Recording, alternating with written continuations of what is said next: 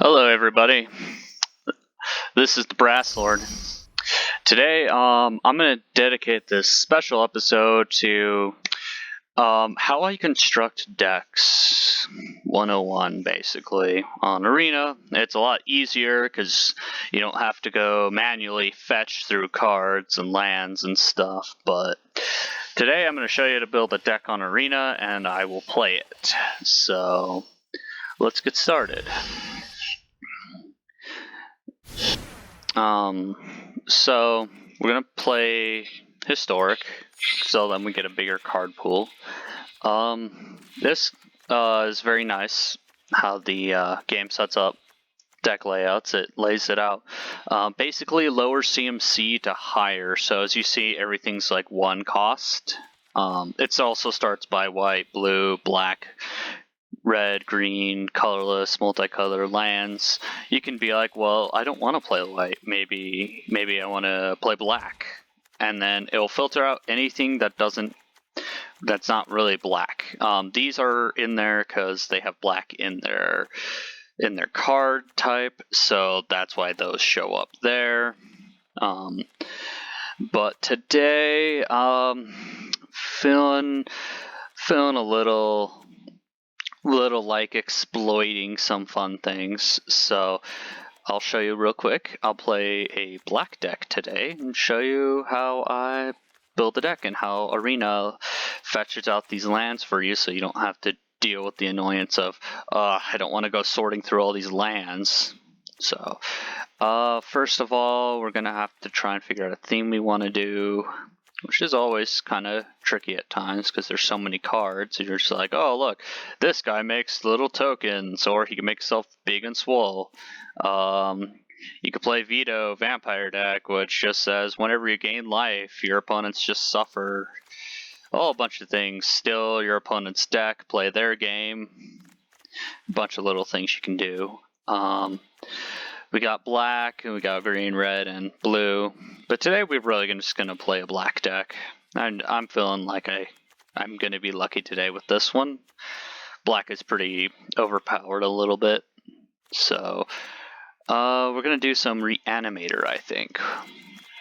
Yeah, because that's always fun. Okay, so a couple of Cauldron of Eternities. You know, Erebos Interventions aren't bad. Torment Hellfire. So I'm picking some pretty big bombs here. Generally, you want to get your idea of your theme going. So Massacre Girl is also really good at killing everything. But since we're doing some sort of reanimator aspect, we're gonna basically do what we can with that. So God Eternal Bantu sacrifices creatures, so you can basically turn your field into value, which is important. It can really turn the game around for you. So we're just going to keep building there. Draina might be too expensive at this point. Bond of Revivals absolutely gives your creature haste.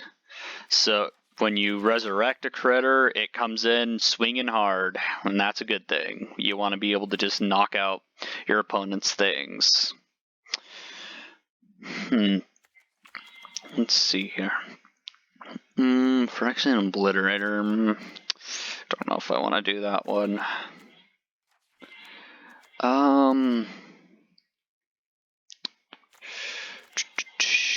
So I'm looking for cards that basically bring things back from my graveyard. You know what? Blood for Bones isn't bad. Let's just add that. We'll craft it. Yes. So these wild cards up here, you got 10 commons, 7 uncommons, 1 rare, 1 mythic. So you can use those for wild cards to complete a deck. Be like, well, I want an extra one of those. Okay, so that's how we do that. Obviously our CMC right now is crazy high, you can click on the little tab here to see what your CMC details are like, and it's like, oh, you don't have very many low things, you have a couple things, but everything's super high. It'll tell you your curve, which is about 5 mana, which is way too expensive, so we're going to start getting some lower costed things into here because we cannot play a deck with only high costs, because that's not going to win us games. So we're gonna grab some things here. I think I need to get some things that are gonna eat removal, which we're gonna grab some Thieves Guild Enforcers. I don't like playing Mill, but because people hate Mill, these cards usually get knocked out. So they're good for getting people to remove them at a leisure, because they're not something people want to deal with. You know, we'll look at some cats to throw into the graveyard because they love to be thrown into the oven. Haha, haha, I'm an awful person. No.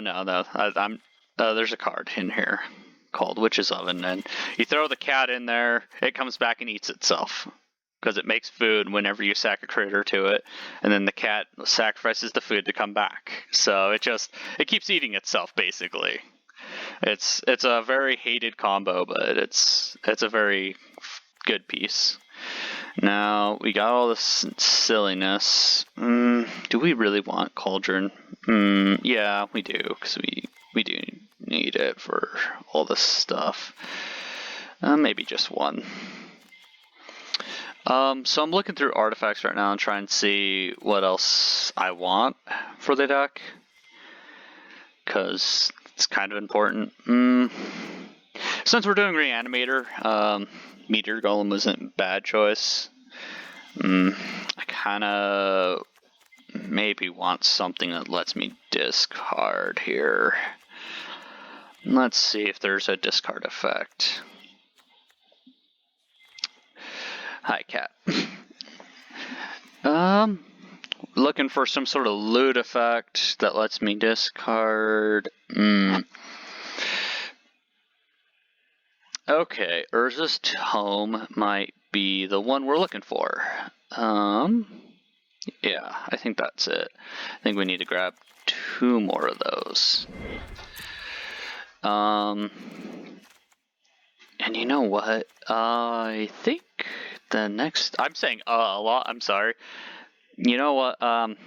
Yeah, I'm not going to keep these Thieves Enforcers. Those, I think we need to put some other things in. So we got that. You know, let's throw the last one in here. Okay. So now we just have this big old value engine going. Now the big thing here is we need some other things in here. Okay, so that should look good. We got life gain. You got removal, board wipe. Not a lot of good removal if they're playing enchantments and artifacts, but hopefully Torment of Hellfire will change that. So normally it just gives you basically a little over a third of lands, because it's a 60 card deck, 24 cards are lands, so that's a little bit higher. They try to make it better so then you can hit lands more often. You don't necessarily need that many. When I typically build like modern, I only build like a third, unless it's my elf deck, then it's like there's only 10 lands in the whole deck, because I only really need 1 to get that deck going. So I don't run as many lands so I can fill it up with other cards. So that's kind of how I do a breakdown on most of those decks. So you just kind of want a theme. That's kind of what I'm going to show here is basically I built a black deck that's sacrifice and bring things back. The Desecrated Tomb is a nice little touch to the deck. So basically whenever I bring something into play from my graveyard, I'm going to start getting little bats. And then I can overwhelm my opponent maybe. So that is the plan. I'm going to basically be running as fast as I can against my opponent. Hopefully this is fast enough. It looks a little slow still. I have a lot of high costs, but Void Beckoners are going to be cycled away, so those are just extra card draws for me. So, yeah, we're just going to run with this. We're going to call this Black Basic mate.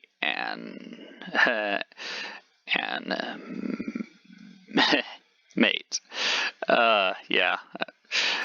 Spelling. I'm horrible at it. But hey, you know what? I'm having fun with this, so don't matter. Also, if you don't like the art, like, be like, oh, I don't want the Void Beckoner. That thing looks awful. It's gross. I want something that really represents my deck a little bit better. You can always be like, well, I can just drag this up here, and it will change the deck box. And then, boom, you got your new picture there. So we're just going to take this into a game. We're going to reroll it, see if we can get black. Oh, attack with 45 creatures. Okay, whatever. So we're just going to go in. We'll see how this goes. I'll play like 2 or 3 games, I think. We'll see how this works out for me. Hopefully it goes pretty well. Hopefully I'm not up against like hardcore mill, 'cause that would always be kind of bad for me. Ooh, that was a little laggy a bit. Yeah, that's good. I like it. Okay, so turn 1 we play the cat, because that will kind of tell people that I probably have the oven in the deck, so people are going to look for it. Now, I'm going to play Urza's Tome, which isn't a card that most people see, so that's going to be kind of a weird red flag, I'm sure, for him. Okay, he's playing Gruul, it looks like, unless he's playing Temur, and I just haven't seen the island yet. Temur's blue, red, green. So, based on the 2 colors he has here, he's probably playing some sort of aggression deck, for those of you who don't know that. So green's rampy, red's a very like fast-hitting, hard-hitting color, so pairing the 2 is basically, it's a very smashy color.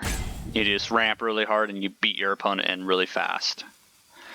So, we'll see how this goes. I might be able to get a Void Beckoner out this game with haste, which he won't see coming. It's an 8/8, so we'll just we'll see if he can deal with it. Cat. Let's see here. Domori. So these are planeswalkers, for those of you who don't know. They basically are like little assisted players, so they have their own life total. The 4 there on the screen is how many hit points he has.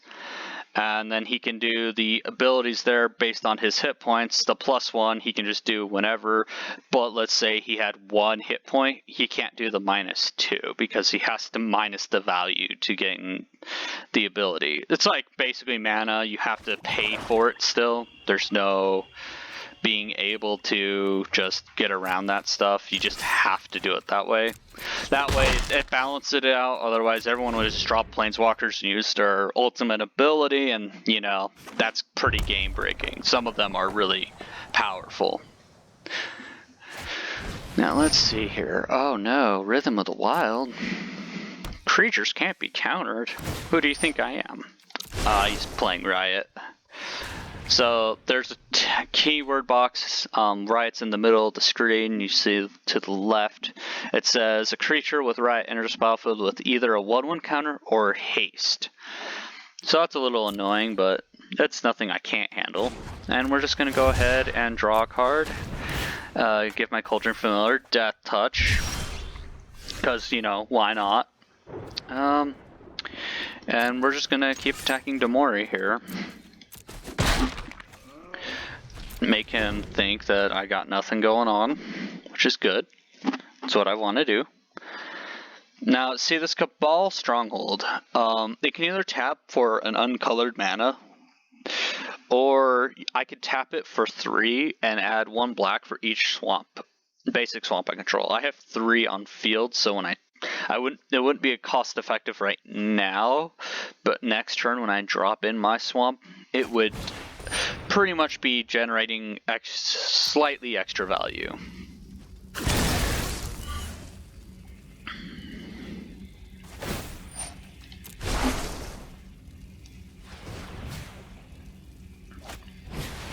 Oh.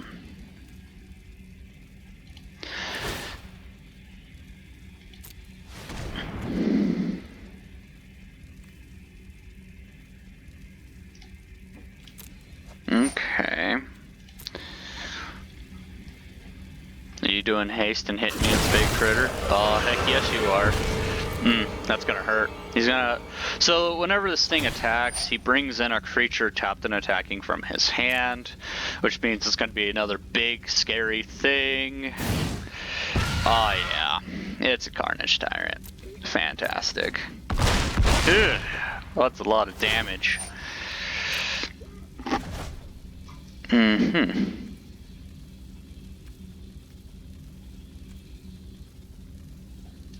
So now we have to really kind of figure out what we're gonna do here.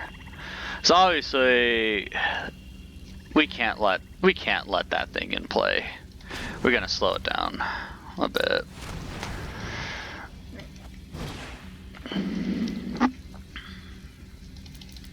So this has X, so you can pay anything in X. So I have 4 floating from tapping Cabal for that one thing, and then adding 1 swamp. So I can pay, basically the 4 floating goes straight into X, and that extra swamp I have untapped will pay the cost. I'm going to be doing target creatures -X, -X. Oh man, that doesn't even help me. Oh my gosh. I think the best thing is for me to get this guy out. And we'll just hold up defenses here. I'm pretty sure I'm dead though. That's unfortunate. Probably should have intervened and killed his Lanalor Elf. But, you know, you never know till it's really too late. He might just play the Carnage Tyrant and swing in with something else, which is kind of what I'm going to assume he's going to do. Because that would just make sense to me that he would do it that way. Because that would maximize damage. But if he just holds off and then just attacks me with Ilhark, I'm pretty much dead because I can't stop all the trample that the Carnage Tyrant's going to do to me, so... If he plays the Carnage Tyrant, though,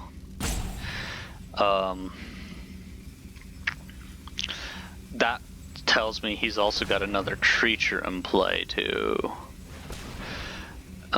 He's got another thing in his hand to bring out. Are you giving it haste? Or is that the question? Yeah. You know what? We're just gonna decline so you kill me with the dragon. That wasn't gonna go anywhere. That's unfortunate. We just didn't get going fast enough. That happens. That's just kind of the risk we're playing with a high CMC deck and no removal. I didn't throw any removal in the deck, just to play a quick little theme deck. But you know, it's the risk you play.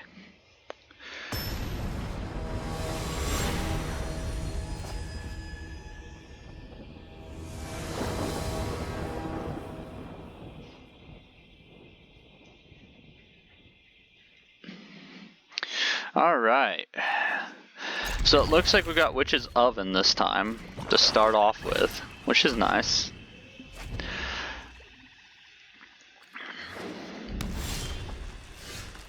Ooh. Oh no, it's a red deck. No, no, that is not a good thing for me. Alright, so let's see what he's doing. Goblins. Oh no, it's a goblin deck. Alright, let's see where this goes.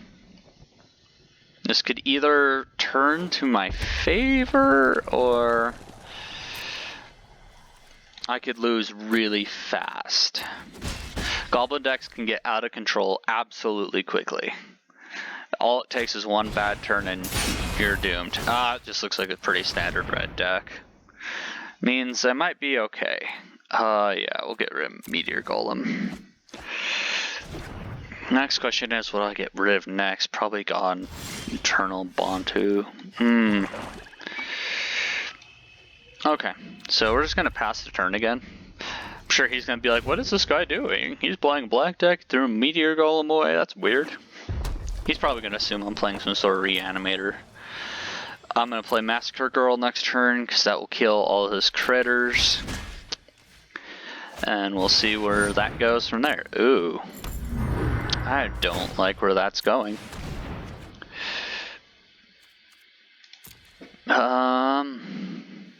Yeah, you know what? That's an interesting play. We're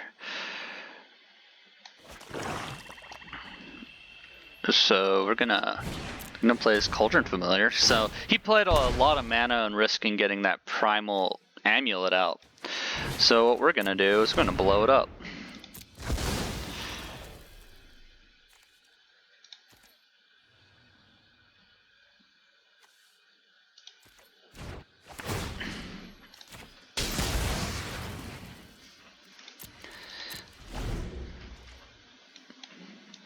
So my value engine's kind of turned on now. And we're just gonna sacrifice it. Make his spell fizzle. Because it has no target. And I'll gain some food to feed the cat.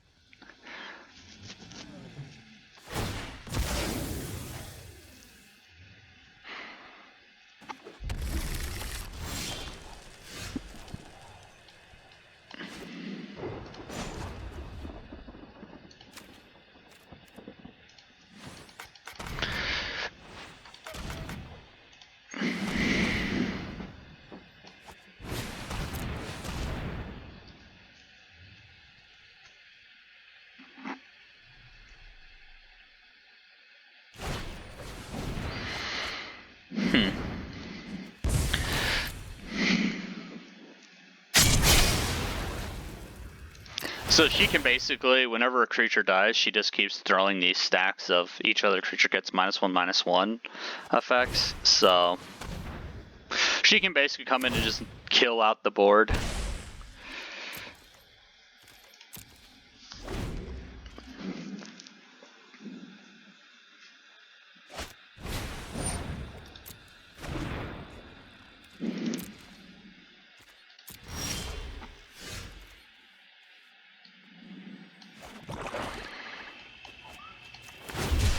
So we're gonna cycle with a Void Beckoner again. We're just gonna put it on Massacre Girl, give her Death Touch. So when I cycle it, I can give a creature Death Touch basically. Gets a Death Touch counter. That's kind of what this thing does. It's kind of why it's important in the deck.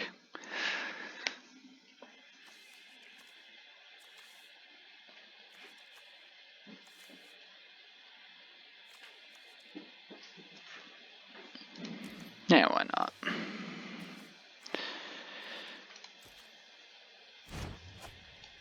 And now the cat eats its food and comes back. It's like nom nom nom.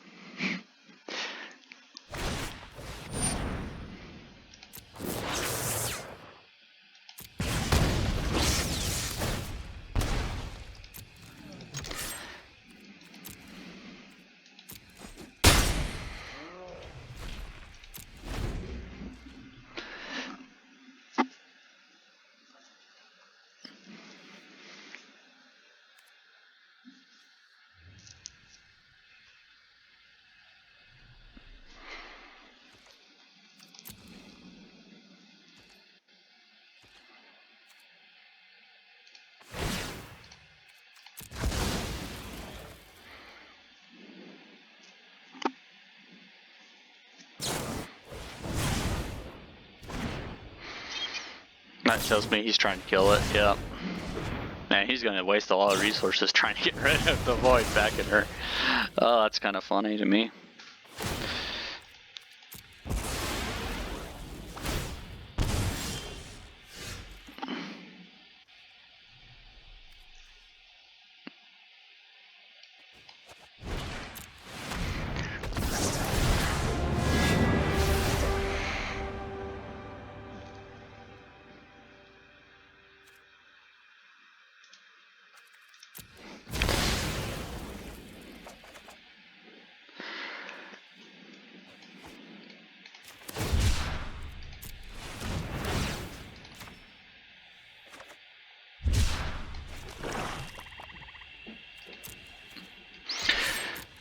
Yes, it is nice.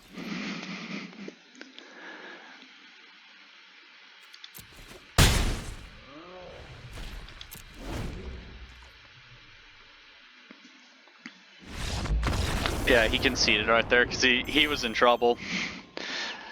It was just going to go downhill from there. He was not going to be able to deal a lot of damage to me. He spent basically 8 damage trying to kill my creature, which is kind of not a good thing. You don't want to be... When you're playing an aggro deck, you don't want to be wasting that much damage on one creature. But I can't blame him. That Void Beckoner is kind of bad for him. Oh, nice.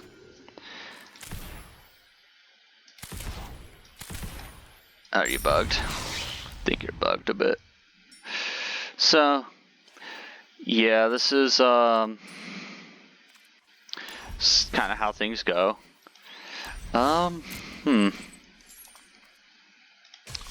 So that's kind of how like a little base deck goes on a little bit. So there's a little bit of a combo there. You just keep like playing out of your graveyard, exploiting draw power, and you just keep going really.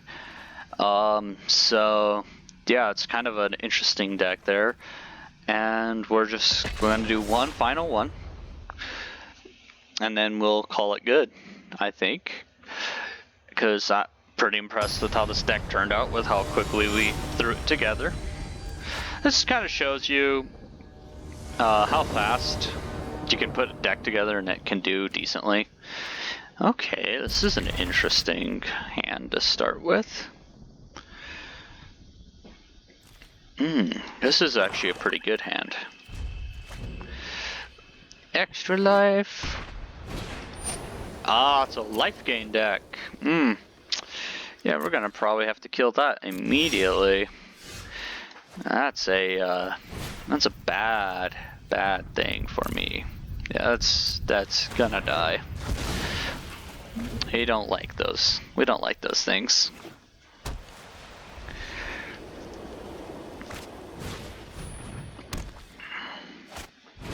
Yeah, he's playing a life gain deck, which means he probably has like some sort of thing like a Johnny's Pridemate or whatever in his deck. Which means my Death Touch will come in handy very fast. Yeah, this is gonna get ugly.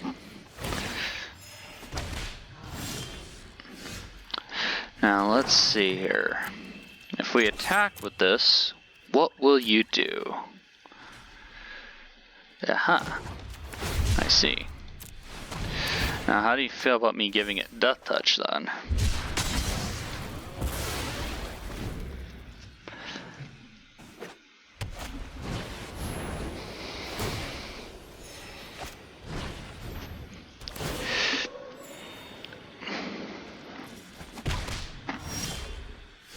Aha! The Massacre Girl comes in. Let's see if she kills everything. No, she can't kill the angel.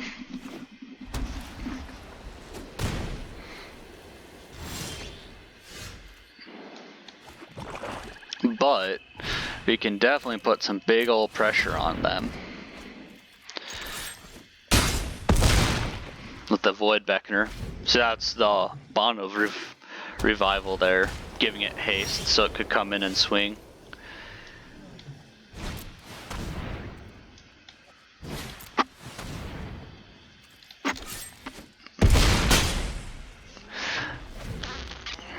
Now he needs to play something here or else he's just going to be in trouble. Daxus is a good card there. We might concede though. Oh, why? Okay. Yeah. Yeah, you were in trouble. I removed the one thing that probably would have saved your life, but I couldn't risk it. Yeah, because he gains a life whenever a creature comes into play. That's also my creatures too. So leaving something like that in play is very dangerous. It can get out of control, and in a life gain deck, that's gonna change the game so much. So, Well, we'll do it for this episode here of how to do a basic deck 101. If you would like me to play a color, leave a comment on this video, and I'll build a basic deck of that type. I can eventually kind of show you my little collection here of things I have. There's a lot of cards, so there's a lot of options for decks I can build. So yeah, just let me know what you think about this, and if there's a specific color you want me to play with some sort of theme. If I can do it on Arena, I will try. So yeah, I will be signing off here. Thank you for watching, and hopefully this was informal for you. You don't have to run 50 billion removal spells to win games. You can just play Bomb Reanimator and Black and have a good time. You don't even have to really build super complex decks. I have some of those, so I might show some videos on those sometime. But for now, we'll hold off here. And I will wish you all a good rest of your day.